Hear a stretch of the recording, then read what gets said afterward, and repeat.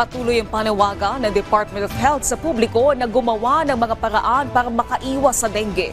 Inihalimbawa ni DOH spokesperson at Assistant Secretary Albert Domingo ang clean-up drive o alisin o pag-aalis ng mga tubig na naiipon sa kanilang bahay. Sinuspinde din muna ang paggamit ng uniforme na maluwag o maluwang sa mga paaralan at pinagsuot na lang ng jogging pants sa mga babaeng estudyante. Sa huling tala ng DOH, mahigit na sa 28,000 ang kaso ng dengue sa bansa.